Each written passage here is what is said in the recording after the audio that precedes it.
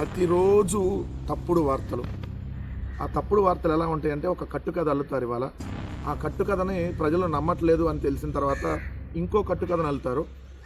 దాన్ని కూడా ప్రజలు నమ్మట్లేదని తెలిసిన తర్వాత ఆ రెండు కట్టుకథలకి ఎక్కడో బోడిగుండికి మోకాలకి ఒక లింక్ పెట్టి రెండు కట్టుకథలు నిజమనేటటువంటి ప్రయత్నంలో మూడో కట్టుకథ అల్లుతారు.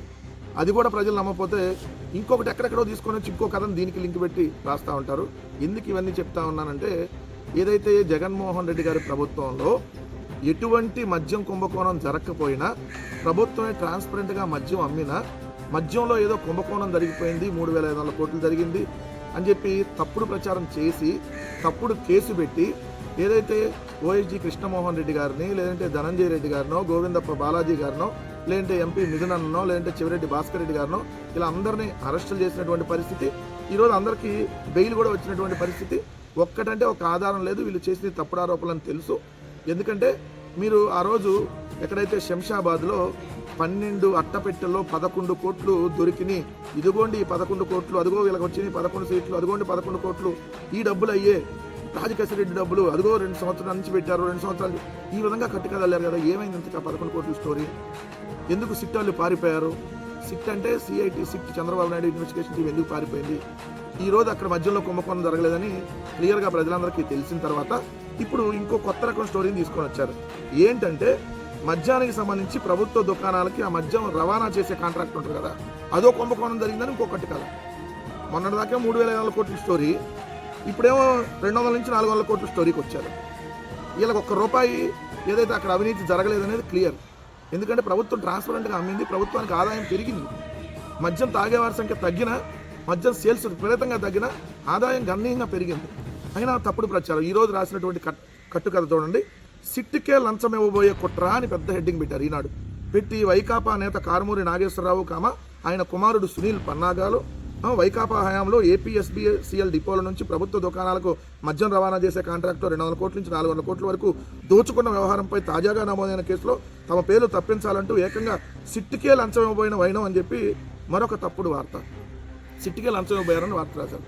వాళ్ళు తప్పే చేయకపోతే లంచం ఎందుకు ఇస్తారు? తప్పు చేయలేదు, లంచం కూడా ఎవరు? సో ఇది క్లియరు. అసలు కుంభకోణమో లేదంటే మీరు అన్న అవినీతితో జరగకపోతే, జరగలేదనేది క్లియర్గా ఉన్నాక మళ్ళీ తీసుకెళ్ళి లంచం వాల్సినటువంటి పరిస్థితి ఏముంటుంది? సో ఇది ఒక తప్పుడు కథ రాసి ప్రజల మెదడులోకి ఇప్పుడు మళ్ళీ ఒక టాపిక్ డైవర్ట్ చేయాలి. ఎందుకంటే వీళ్ళు ప్రతి విషయంలో అడ్డంగా దొరికిపోయారు కదా వరుసగా. హెరిటేజ్కి, బొందాపూర్కి, అట్టనే ఏదైతే బొంకు రంకు నాయుడికి, ఏదైతే సంబంధించినటువంటి మహిళకి, నేను పేరు చెప్పదలుచుకోలేదు, పేరు అందరికీ తెలుసు కాబట్టి, సో అక్కడ ఇందాపూర్కి ఇక్కడ ఆ పేరుకి లింక్ ఉంది కాబట్టి, సో 2 కొండలు రాజశేఖర రెడ్డి గారు 2 కొండలది 7 కొండలని జీవో ఇస్తే ఆ 7 కొండలని తీసేస్తానని చంద్రబాబు నాయుడు మాట్లాడిన వీడియోలు, ఇవన్నీ వరుసగా ఒక్కొక్కటి బయటకు వచ్చిన తర్వాత ఇంకో కొత్త కట్టుగా తీసుకొని వచ్చి సిట్కే లంచం ఇవ్వబోయే కుట్ర చేశారని చెప్పి ఫలానా పేరు ఏదో రాసి వాళ్ళంటే 25 లక్షలు ఇవ్వడానికి చూస్తే అతను తీసుకోలేదంట అవతల. ఇది ఒక రకమైనటువంటి ప్రజల మెదడులోకి ఇంకో విషయాన్ని ఎక్కించేటటువంటి తప్పుడు వార్త.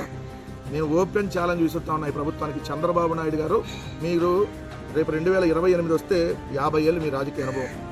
మా వయసు అయితే ఇంకా 40 కూడా రాలి. సో మాకంటే ఇంకో 10 సంవత్సరాల రాజకీయ అనుభవం ఎక్కువ ఉంది మీకు. సో ఓపెన్ ఛాలెంజ్ విసురుతా ఉన్న ఈ కూటమి ప్రభుత్వానికి 2014 నుంచి 2026 వరకు ఎంటైర్ మీ ప్రభుత్వంలో, మీరు 2 సార్లు ప్రభుత్వంలో ఉన్నారు, మేము ఒకసారి ఉన్నాం.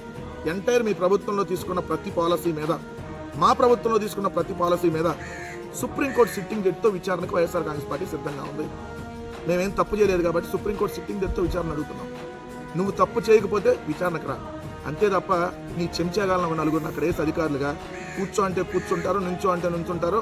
లేదంటే విజయనగరం డిఎస్పీగా చేసిన దామోదర్ లాంటి వాళ్ళని ఇంకొకరినో, లేదంటే సర్వశ్రేష్ఠ త్రిపాఠినో, లేదంటే ఆయన నువ్వు వేసావు కదా మన మద్యానికి సంబంధించిన దాంట్లో నీకు అనుకూలమైన అధికారులని, అట్లా వాళ్ళని కాదు. అట్లా సిఐటి సిట్ వద్దు, సుప్రీంకోర్టు ఆధ్వర్యంలో సిట్టింగ్ జడ్జితో విచారణ చేపిద్దాం. మేము కాలర్ పైకి ఎగరేసి చెబుతాం, ఎక్కడ తప్పు చేయలేదు కాబట్టి ఏ విచారణ కానీ మేము ధైర్యంగా ఎదుర్కొంటాం అని చెప్పి సవాల్ విసురుతా ఉన్నా. మీరు ఎన్ని తప్పుడు రాతలు, ఎన్ని తప్పుడు కేసులు పెట్టినా ప్రజలెవరూ దీన్ని నమ్మట్లేదనేది వాస్తవం.